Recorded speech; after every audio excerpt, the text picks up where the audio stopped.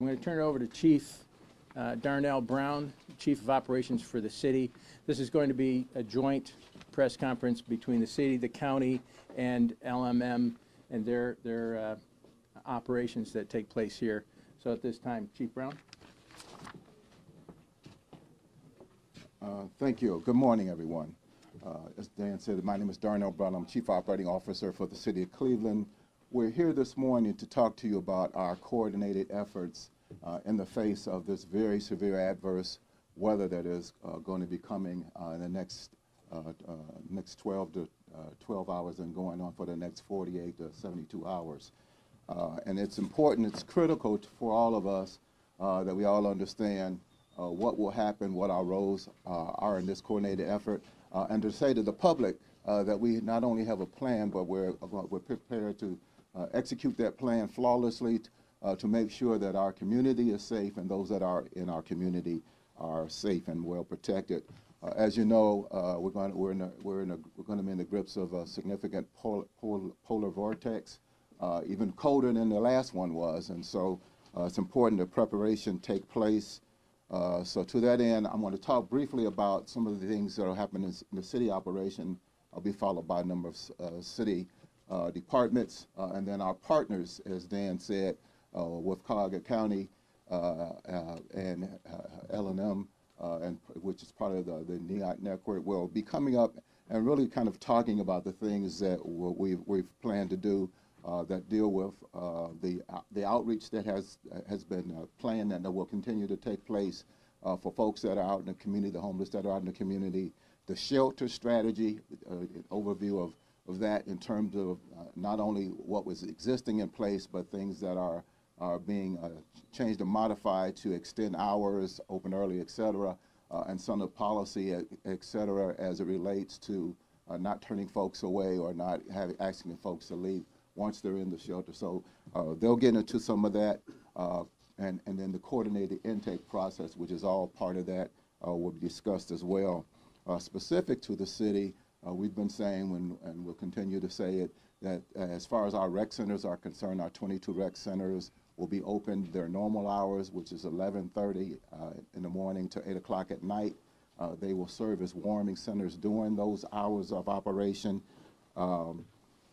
As far as other things that you should be aware of, and I want to emphasize this, our waste collection operation, we decided late yesterday that we're going to postpone waste collection for Wednesday, Thursday, and Friday of this week. And so next week there will be collections on the regular days for those routes that are being canceled for Wednesday, Thursday, and Friday this week. So we'd ask the residents to be patient and then understand that we don't want our waste collectors out walking in that extreme temperature. It is a hazard to their health, and actually it's a challenge to the equipment that's out there. So it's a smarter thing for us to do to cancel it, and then say that we'll be back next week to pick up whatever we can't get to at that particular point in time.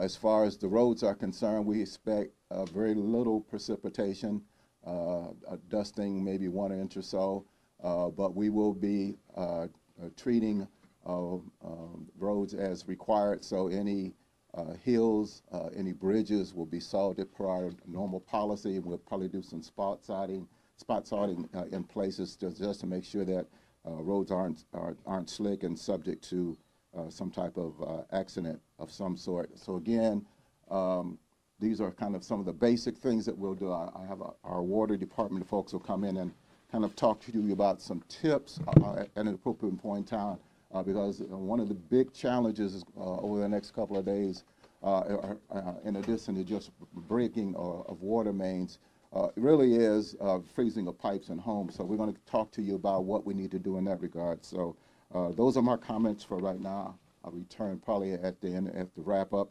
I'm going to ask now for our aging department to come and make some comments, please. Thank you.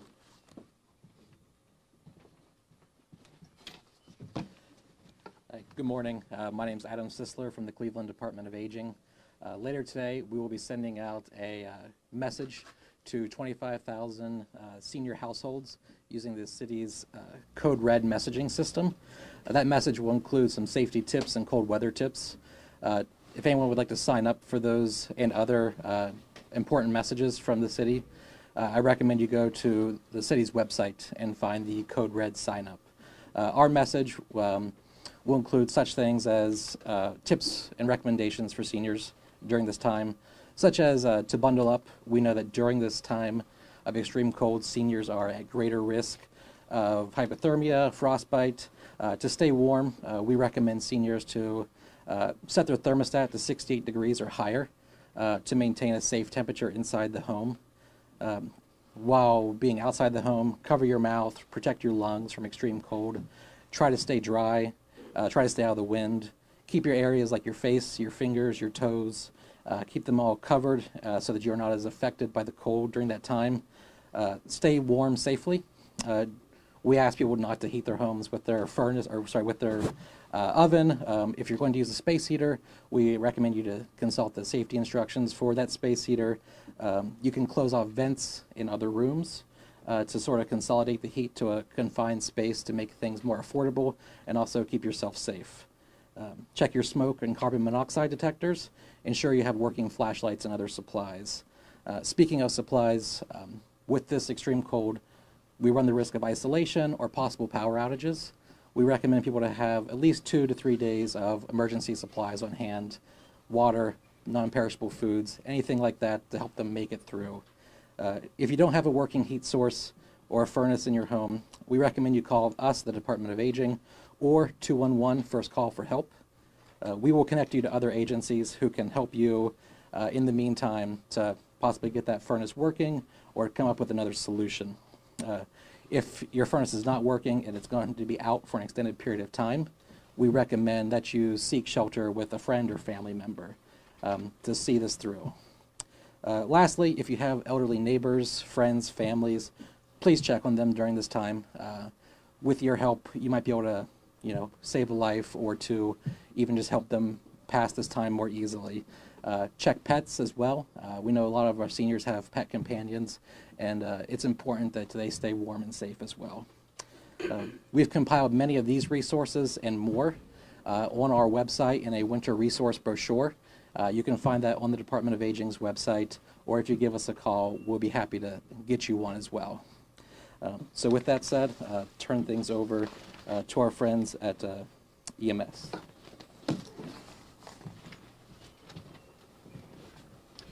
Good morning. I'm Commander Christopher Chapin from the Division of EMS. I'm here to talk about frostbite and hypothermia, the two major concerns with this cold weather that's coming. The best way to treat these is to prevent them. Dress in loose layers. If the layers get wet, remove them. If your whole body is wet, get out of the cold if you can. Cover all exposed areas. Make sure you cover your mouth when you first walk out so you don't get that sudden rush of cold air which can trigger asthma, stuff like that. Watch out. The youngest and the oldest are the most susceptible. So if you have small children, make sure they are completely covered and look in on your elders. If you do have frostbite, the skin is frozen, that is an emergency. You should go to the hospital. If the skin is red, do not place it directly on a heat source. Passive heat is the best way to warm your skin. That is all I have to say. Look in on your elders and check in on your neighbors. Thank you. And turn it over to the Division of Fire.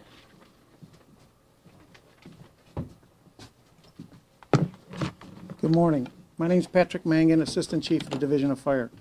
I have 4 topics that I want to discuss with you today. One is the stoves, space heaters, circuit breakers, and finally smoke detectors. First, we're asking, as been mentioned by others, do not use your stove as a main source of heat. It is produces a lot of BTUs, but it is dangerous to left unattended. On top of that, gas stoves are especially related to carbon monoxide emergencies. So leaving 4 burners on and the oven inside a stove, you're creating carbon monoxide in your living space. And we prefer that you don't do that. Use other avenues of heat. One of the avenues that people often use at this time is space heaters. They may not be familiar with them. They brought them out of the closet, the attic, someone gave them. Be sure you read the directions, are familiar with their usage. Remember that there's proper cords that have to be attached to these, and you can't overload that circuit, that cord. You don't want to leave those unattended. Never know, someone could put papers on top of it, something could blow against it. So if you're using an auxiliary space heater, please stay near it and stay attended to it.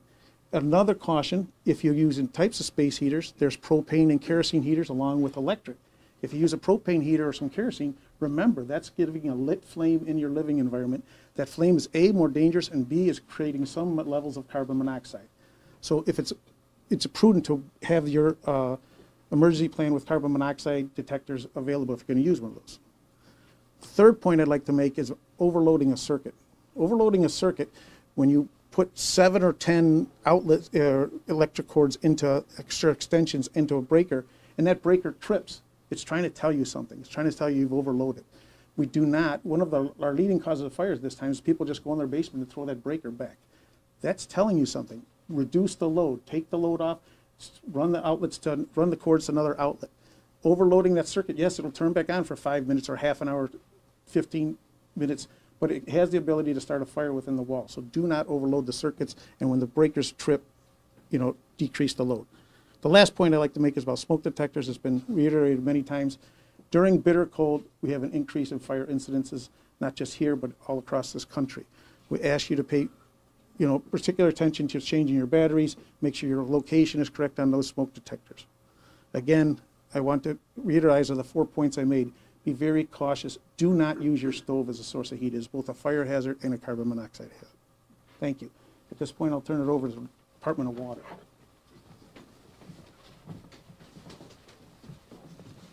Yes, good morning. I'm Alex Margavicius, Commissioner of Water. We know we've got very bitter cold weather coming, and with that, customer plumbing is susceptible to freezing. And when plumbing freezes, first you get no water, and then eventually when it thaws, you can have burst plumbing and flooding occurring, both very unhappy scenarios for customers. We know when the temperatures themselves get very cold and the frost starts to get deep, that's when water mains break a lot. But what we found is wind chill in particular seems to be the trigger that causes freezing plumbing in homes.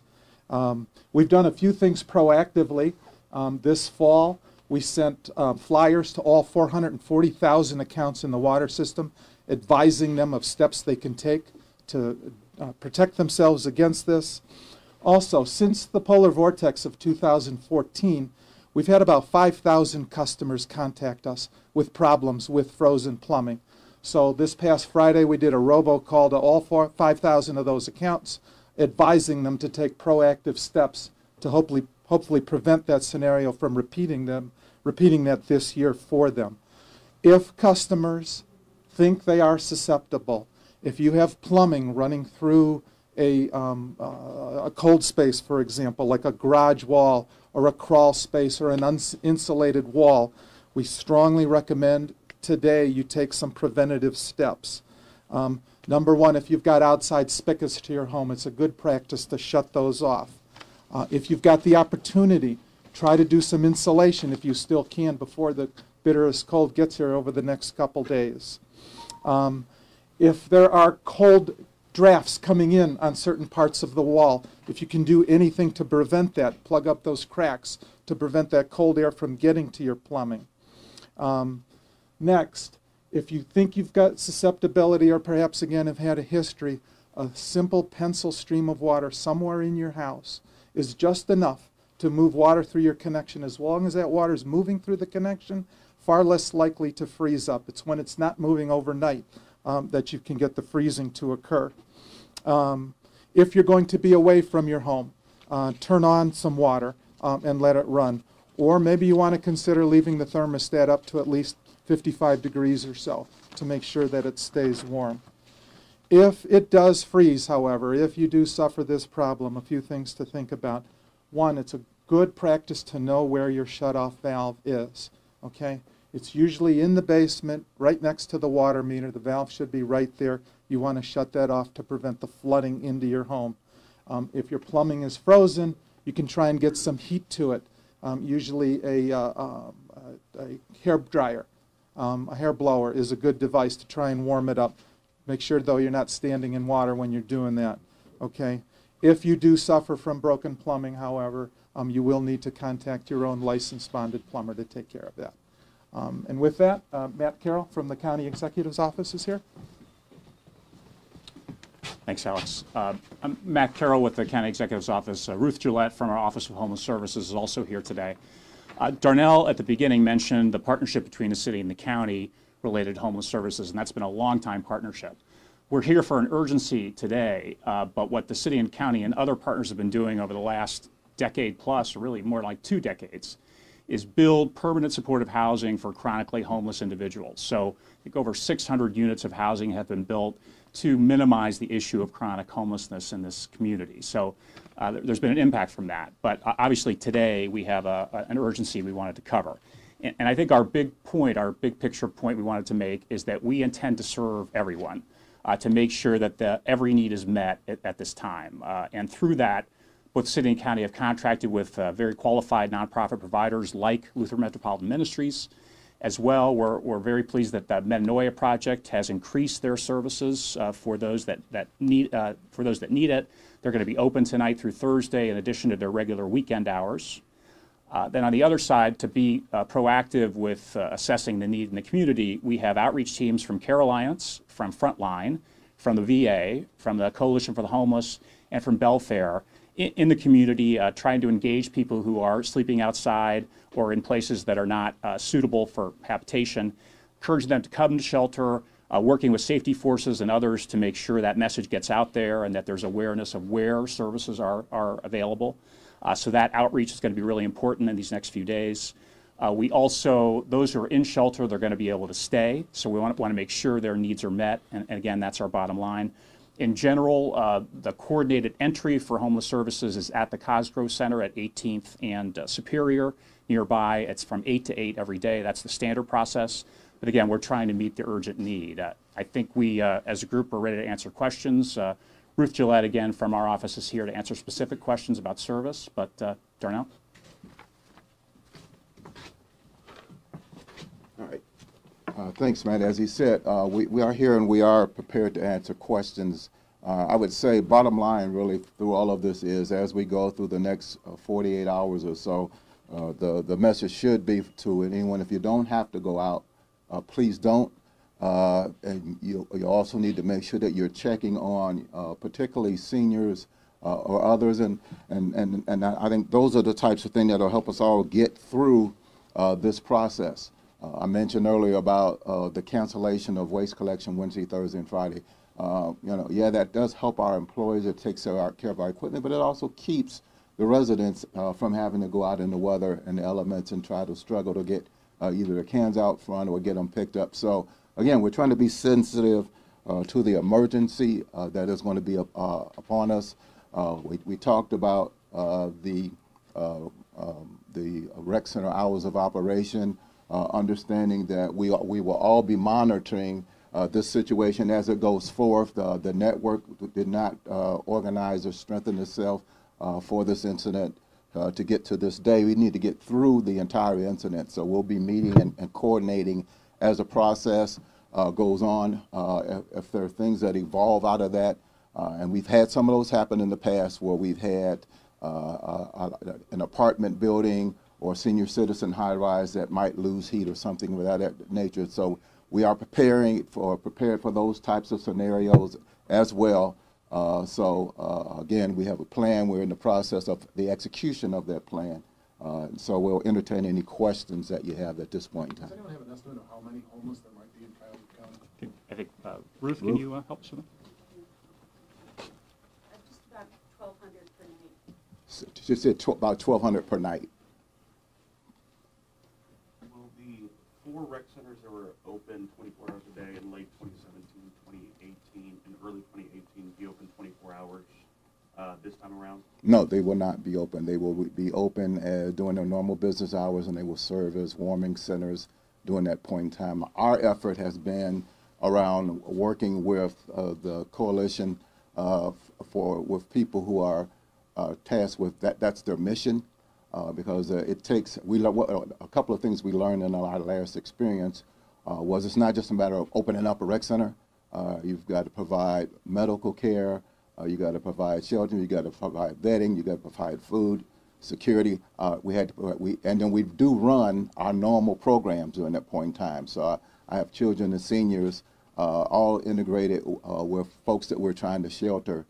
So it became quite a challenge to us, and so we all felt that in the aftermath of that, when we did a debriefing, that it's best that we work with the coalition to figure out how to make sure that the capacity is here in the community to ensure that the needs are being met community-wide.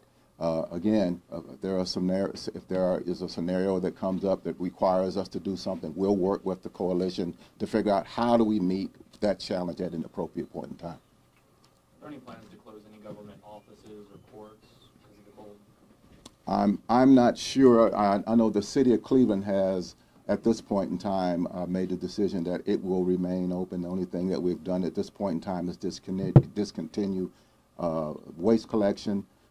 We have other operation folks that'll be out, that are assigned out in the field. Actually, our water department, wastewater folks, et cetera, will be out checking their jobs, securing them, making sure that they're safe.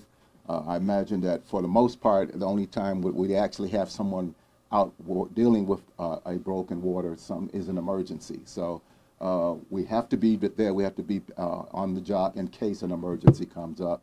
I know some other folks have talked about doing something with non-essential personnel not come in, but the city hasn't made that determination. I can't speak to where the county is on that at this point. So There will be some county offices that have essential personnel only. That's that announcement should be made soon. Do you know which offices?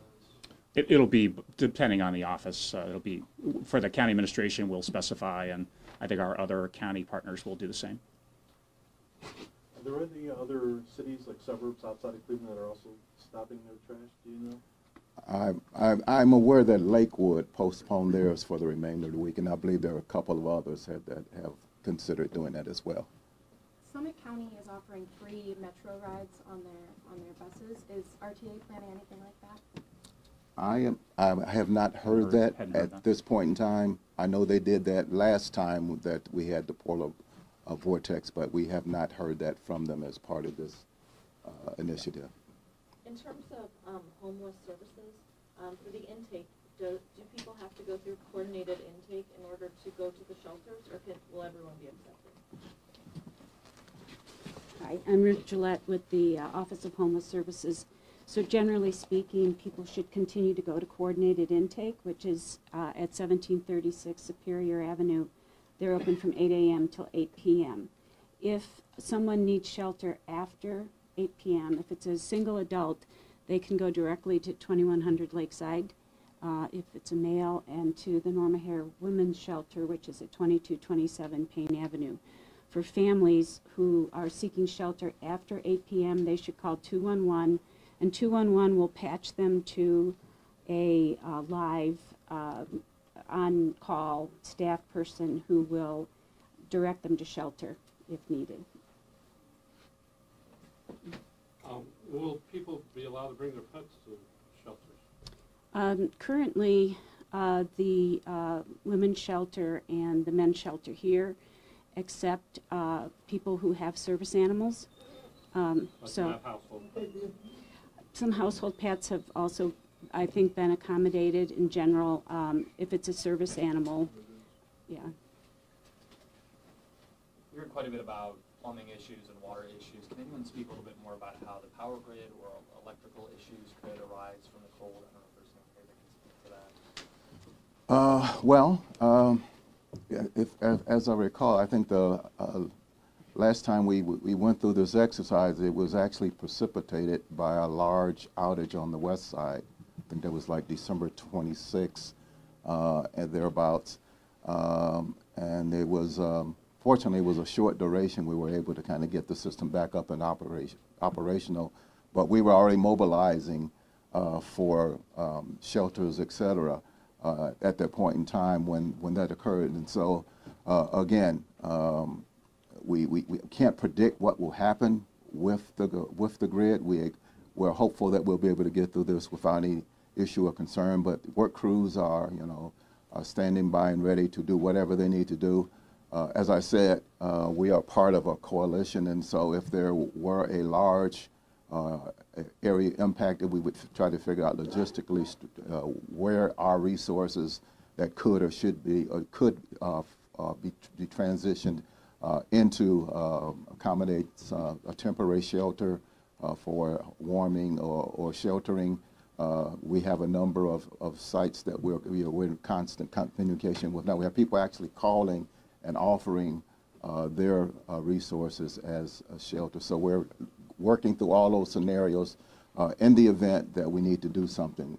But there are, as an example, if something happened on the west side and in the Lorraine or Detroit area, we certainly would consider opening up zone as a place to shelter folk. So we do that. We've already talked to, as an example, Red Cross and our Emergency Operations Center in the event that we have to, raise up a location. And so they will be standing by in the event that we need to do that.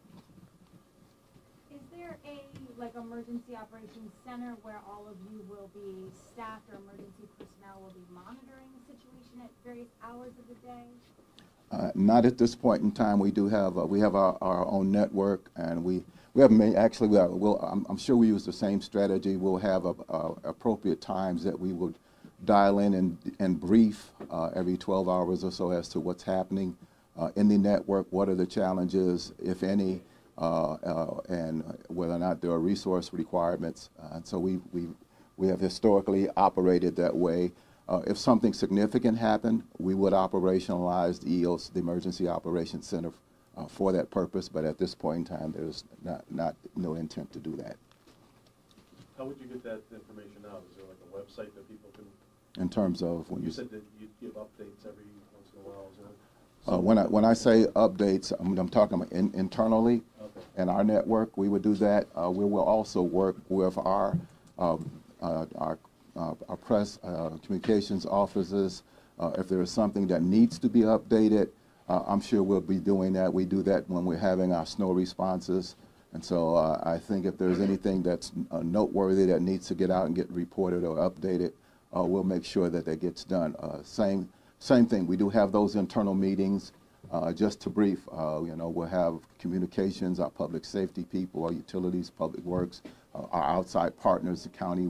We'd all participate in a call just to understand whether or not logistically there are any challenges that need to be addressed. So there's no Twitter handle? No. We would send out something or an update appropriate based on the outcomes of those meetings. So if there are things that come out of those meetings that need to be communicated, pushed out, then we give that to our communications office. They take care of getting that out in a timely manner. There are three. We have the City of Cleveland website, but the primary means would be the blog, our Twitter, and Facebook. Right now, we're broadcasting live through Facebook. We use that as a primary means, as well as Twitter and a blog. And the county also has an emergency management office, works with our suburbs and the city of Cleveland as well. We have a Ready Notify system you can sign up for and get alerts like this, but we put them out through the county's communication system too. What is the level of concern of further large-scale water main breaks? And are there particular areas in the city where the infrastructure is older than other parts that are more susceptible to large-scale breaks? I don't think the answer to that would be yes. I think it's a function of what's happening, and most of these breaks are by virtue of the whole issue of freeze and thaw. And so as the ground freezes, the ground moves, shifts, it creates pressure on pipes break. So it's not an age issue. And as a matter of fact, we had one a couple of days ago on Ingle Road, and we don't know, we can't explain what happened to it. It's a concrete pipe. We'll send it out for forensics to kind of figure out after the fact if there's something that pointed to why this particular pipe broke, et cetera. But in general, anytime there's a large freeze, or conversely, when it gets warmer again, it's supposed to be in the 40s by the weekend, it's going to play havoc with what's happening. Water lines are, by our requirement, a minimum of 4 foot deep, so that we try to keep them below the freeze line, but it's still the ground is moving. So no, there's no predictor for that. In general, what we do is we make sure that all of our internal crews are ready and ready to be mobilized. And then we have what we call CA contract assistance. So we have a number of contractors that are on call that will support or enhance the number of crews that we have readily available for that. Again, the priority for us is once we get into the season is responding to any breaks that we get. So if we're working on other routine things, we're going to pull a crew off of that to get to wherever that emergency is, so that we don't have people that are in we don't have a hazardous condition with a road, et cetera, but we don't want people out of water as well. So I think the system is sophisticated enough, our water system is sophisticated enough that we're able to do things in a way that minimizes the impact to the public. As an example, you say Ingle Road was a 36-inch distribution main, large line that affected 4 communities. By the time we got it shut, because of our ability to reroute water, we were able to get everybody back in water in a really short period of time. And as I understand, I know we just did testing with Ohio EPA for that. And they've given us the all clear to lift the boiler advisory. So these are things that we do that are, just germane to our general course of business. So we have a plan for any of these scenarios. We know that we have this cold weather here, and we plan accordingly.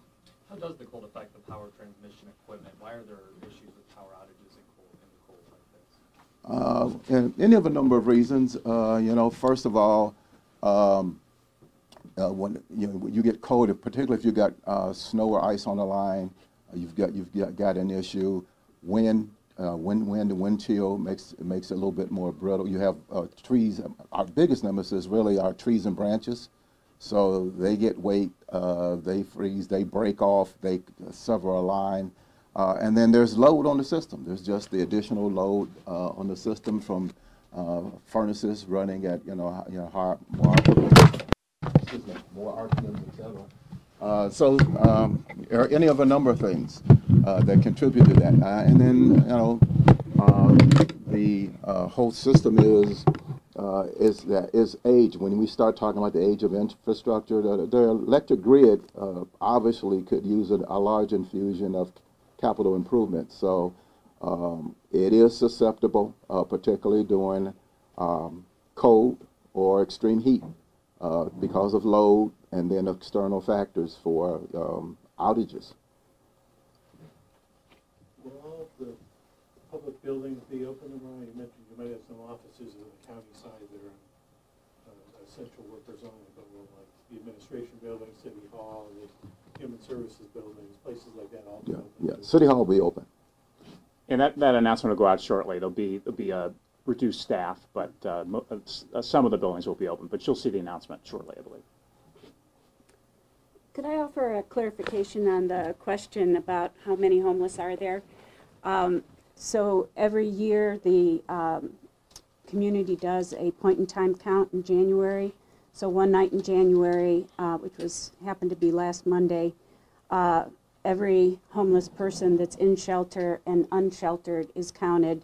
And my office compiles those counts, and every community throughout the country does. And this is a way to help people understand what the level of homelessness is throughout our communities, and also feedback into how well our programming is working to reduce the number of people that are in shelter. So in our community, that's where I can come up with that number. About 70% of that number would be single adults. And so the remaining would be people who are in families. So on any given night, that would be the number of people that have shelter in our community. They're not on the street. Those are sheltered people. We have very few people that are unsheltered in our community at the point in time count. And in a situation like this, one of the good things is that because we have outreach year-round, those unsheltered people, the outreach teams know where they are, and so they can go to them and ask, really try to engage them to come in during this weather. So I just wanted to sort of clarify that in case people were under the impression that there were 1,200 homeless, like unsheltered people. That's not the case in our community. All right, thank you.